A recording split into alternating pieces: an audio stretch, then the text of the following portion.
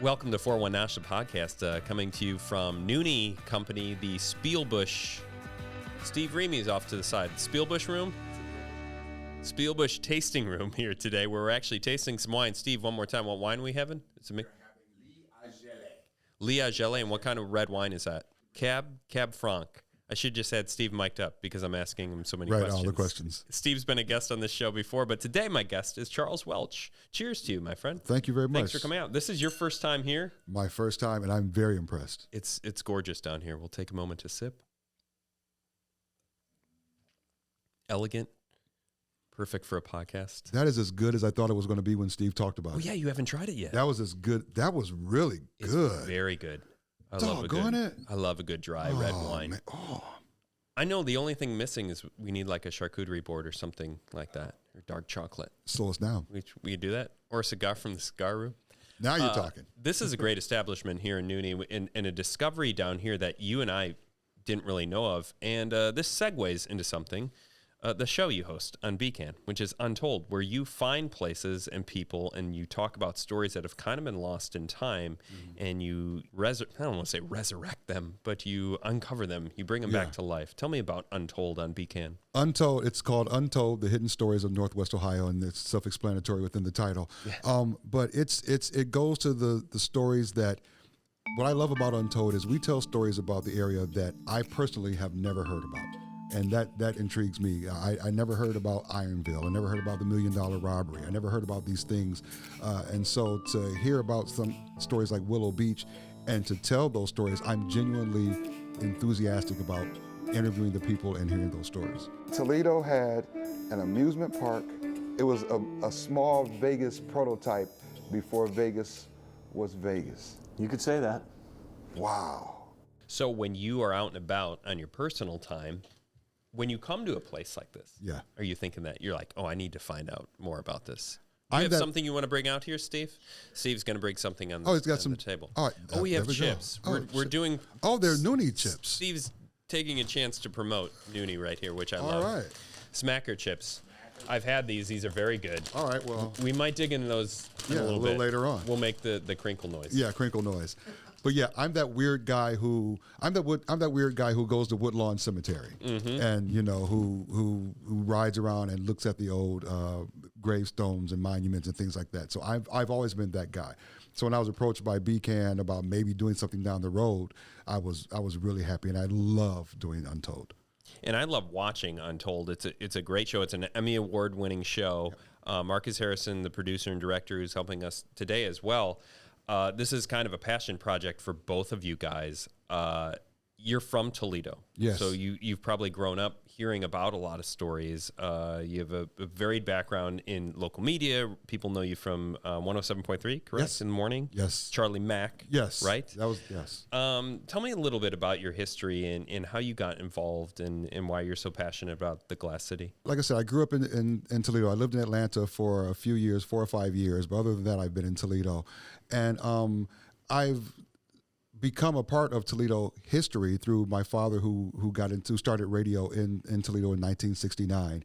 He started doing radio on what is now K100, but back then was WKLR. Wow. And just to see the things that he did as an individual and as for the community, and then being able to do things once we started the Juice was great. And then I decided, well, I love the city so much, I can't deny it, that I wanted to do something that would just give me a chance to expose things that haven't been talked about. And so I love being able to just share my passion with everybody else. Hi, I'm Charles Welch. I was born and raised in Northwest Ohio. For nearly 50 years, Toledo has been the place that I call home. The history of Toledo has become one of my passions. Some people say, let the past stay in the past. I say, let the past guide us to the future. Join me on my journey to find out who we were and how we got to be who we are. This is Untold, the hidden stories of Northwest Ohio.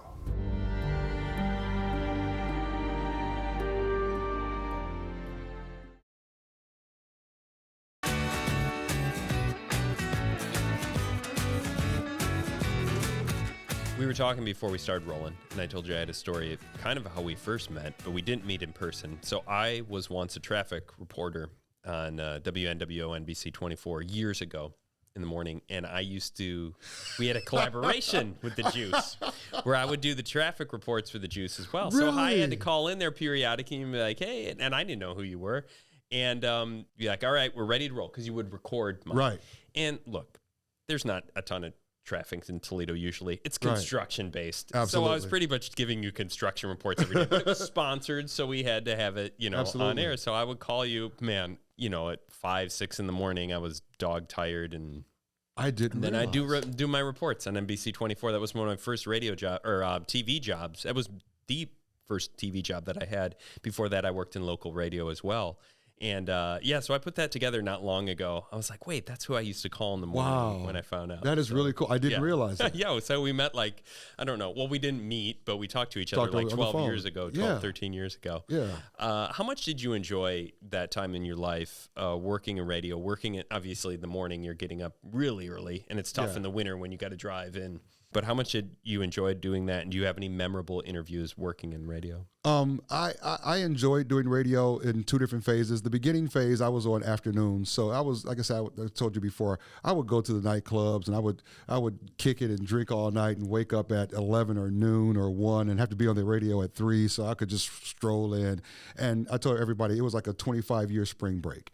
It just lasted forever and ever and ever and ever. And then as I matured and thankfully slowed down, I began to realize what I loved about it. And that's when I started to get into the whole interview passion of it. So I like doing radio. I love doing radio, but I really am passionate about doing interviews. I've had a chance to do one-on-one interviews with political figures like President Clinton, President Biden, the entertainment people, Jay-Z's, the Rihannas, the Damon John from Shark Tanks. And so it's my kind of a passion of mine to do the one-on-one interviews and get to know people and to ask them questions that they haven't been asked. And people who have been interviewed a million times, one of my goals is to always get them to say, I've never been asked that question before. Yeah. And so I love to be able to get into the heart. Oprah had a segment once she said, well, she mentioned it, but I turned it into a segment where everyone has a story. And so I could talk to you, and there's something interesting about you. And it's not because you are who you are in media, just you as a person. Exactly. And so I enjoy doing the one-on-one interviews. I found that as well, interviewing, chefs and restaurant owners and things like that. And I love that obviously politics can be divisive, but you have to ask important questions being in Ohio. I mean, the saying was, as goes Ohio, so goes the nation, as far as presidential, elections and things like that. For years, for decades, that Ohio was like a deciding factor. And we are kind of representative of a lot of the country because we have such a blend of people around here. Yeah. And a mix of, varying backgrounds and things like that. So to be able to interview, candidates and people in the political realm and ask some questions that are directly related to this area, but can also relate to the country as a whole, I think is amazing. And the conversations that you can have, I've said this before I think I've said it on this podcast before, when I host 411 Nosh, it's not about food, it's about people that make food. What's their story? Yeah. How does it tell you something about the culture of the area that you're in?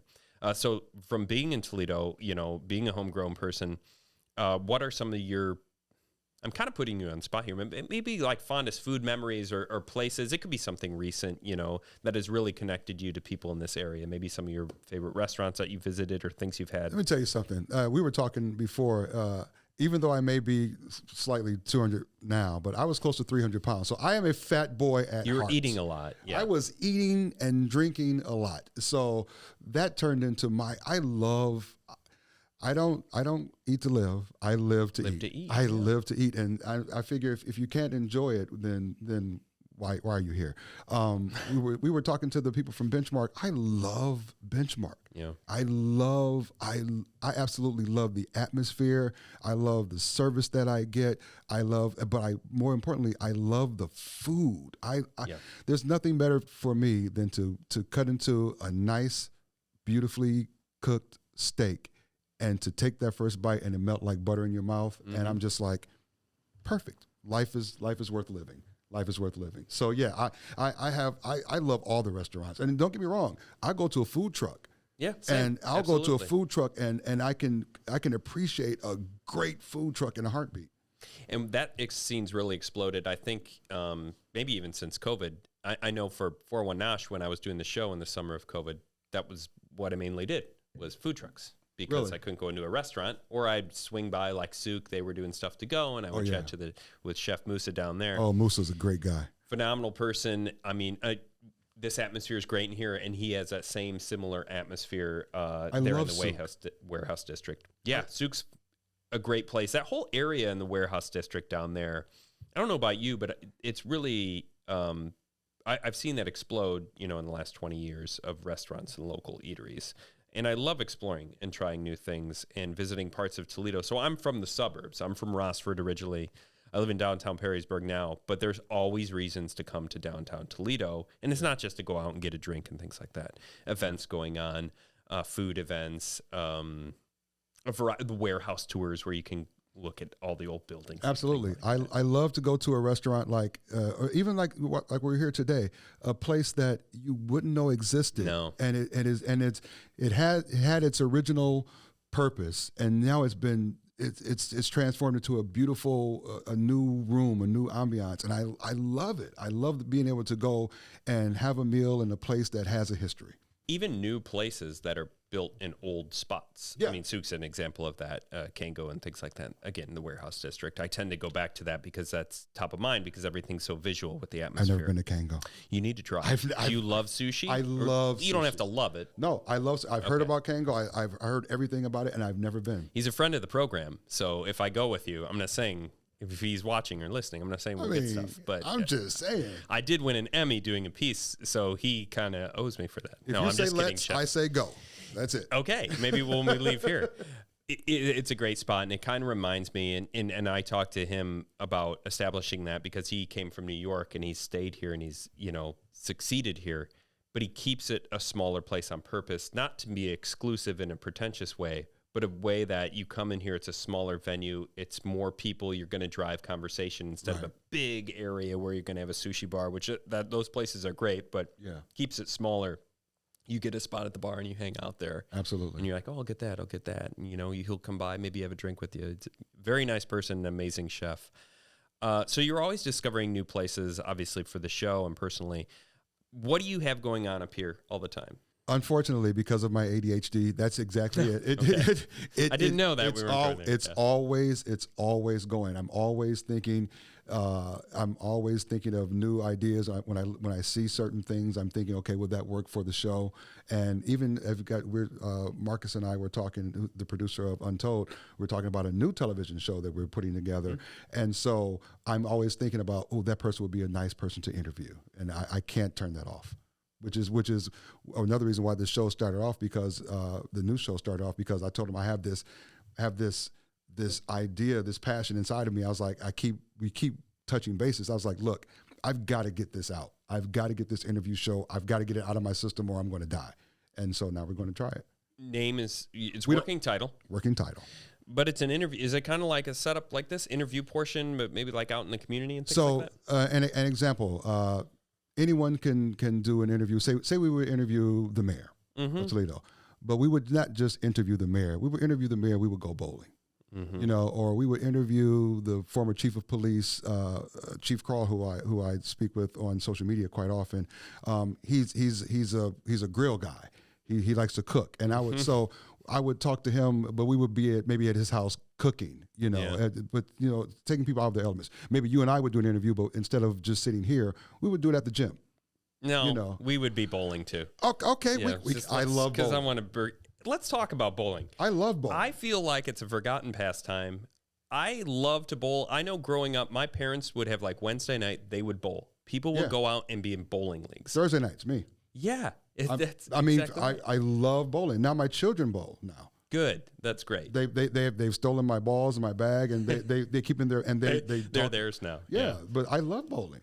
I think we've lost a little bit of that. Well, I'm guilty of this. I feel like I'm always on the clock because and you might be the same way because you get ideas even when coming in here. Technically, I mean, you're not working because you're a guest on my show, but you're thinking about ideas when you see a place like this. Absolutely. But we've gotten away from turning off, getting off the clock, putting the computer down, and doing something leisure in the evening like bowling. And I want to get back to that personally, but I think in general, if we can get back to, that social aspect. I know COVID, kind of took a hit, and we've found other ways, which is great. We have technology. We can interact in ways we couldn't before. But something like going back to bowling. This is a bowling podcast Podcast. That's what we do. By the way, BCSN, if you ever need bowling play-by-play announcers and analysts. We've got it. We got this. We can do it. But that atmosphere of kind of like being out and socializing, I think we need to regain a little bit of that. Yeah, the social media has made us kind of unsociable or whatever. So I like the face-to-face interacting, put the phone down for a minute and just do something with each other.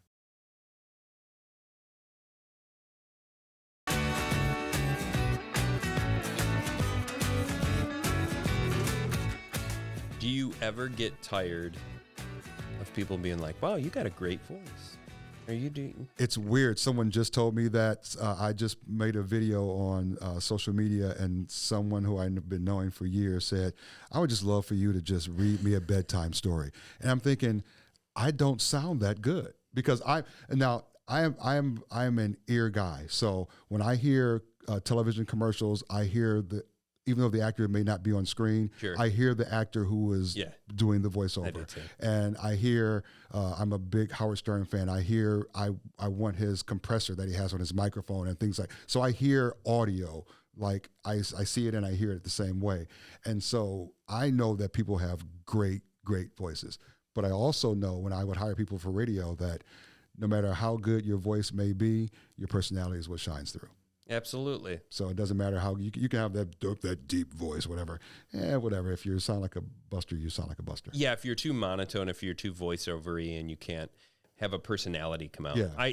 I'm doing I've gotten into local acting in, theater and improv and things like that. And I thought, I'm on TV. This will be a great transition, which it's been fun. I've been doing it for a couple of years now, but it was tough when I first got out because I was reading lines, dialogue. Hey, how is it going? Or, improvise. And I'm overly voiceover. It was hard to pull it back to do a regular voice. I get it. To not project and be like, oh, let's have the character come out. Yeah. Yeah. So sometimes you're right. If people have a good voice, if they can't, bring an emotion to it and have a connection, it's not going to work. Yeah, I tell people I can turn the radio voice on and off, but I can't turn off the natural voice. That's good. And that's better, I think, to have that and not be the other way around. We're just about wrapping up here. What are some hidden gems you find in Toledo? I mean, I'm still, not to beat a dead horse, but I'm still stuck on these untold stories. Marcus and I and the collaborators for the show, Ted and everybody else, we've come Ted Long, right? Ted, he's your historian. Ted Long. When you don't have anyone to interview, we got Ted. We got Ted, and Ted can go for days, not hours. Ted can go for days on stories. So in February of 1921, actually around midnight, February 17th, group of guys follow a payroll truck from Union Station, and they roll right into this loading dock area. They climb out of their stolen Studebaker, pull their guns and get everybody on the floor, and they pull out $1 million in the biggest robbery in the history of Toledo. It was partly federal bonds, mostly federal bonds, and then there was also a hold of cash, real cash, that could be spent pretty quickly. So they disappear off into Madison Avenue into the night, and they show up a couple days later on a train on their way to Chicago. Federal government came in along with the Toledo police, and these guys were on the train flashing money around to the women, and they picked them up, I think, in Elkhart, Indiana. The guy who put this thing together was Joe Robitis. Okay. And Joe was kind of a Toledo small-time crook, but a big-time thinker, to come up with an operation like this. And his sister Wanda was on that train as well. They didn't find her on the train. They think she might have hidden a ceiling or something in the bathroom, but when they went through the train, she wasn't there. She ends up in Chicago with part of the money, part of the loot, and she gives it to a priest in Chicago that she happened to know, who was actually the former priest at St. Hedwig, and the family knew him. And so the whole story just has twist after twist after twist. There are so many untold stories that are just out there waiting to be told that we can't do them fast enough. And I keep bringing up Marcus like he's really important, but he's really not. But he takes so much time in putting the actual show together, as you can see. I mean, that's why it won the Emmy, because of the production time he put into it. And so if we had a way of getting that done quicker, but still, we could tell stories forever. And because there are so many great stories that need to be told about our area. I will keep watching as you keep, telling stories. I've actually even participated in an episode. Yes, you did. Voice actor. Yes, you I was did. an old-timey radio guy. $1 Million Robbery was yours. That was a great episode. This just in. Joe Urbatis, a criminal mastermind behind the $1 million robbery in Toledo, Ohio, has been captured. I repeat, has been captured. Joe and his crew were found on a train headed to Chicago, where the local police and FBI caught up with the scoundrels. They were all arrested and brought back to Lucas County Jail, wherever that is. A short time after that, Joe Urbatis managed to escape from said jail and has been on the run and causing trouble ever since. Definitely not the type of guy you want to owe money.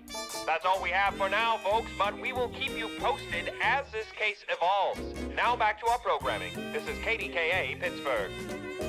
People can find those on BCAN. Check your local listings when those air.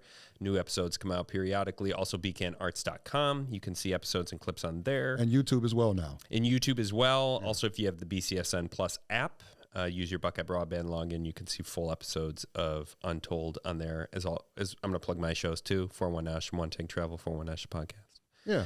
Pretty much everything else that you can think of. Thank you for coming out. Cheers to one more time. Thank you very much for having chat. me. We'll give a shout out one more time to Noonie Company and their chips, these Smacker chips. These are actually phenomenal. I've had these before. Kazmeyer's, Churchill's. You can find them in a lot of local places. Did they pay for this? We're going to make sure they pay for this sponsorship. They're going to pay before we leave. And we're going to get to eat them. Thank you for tuning into 419 Nosh, the podcast, and check us out soon.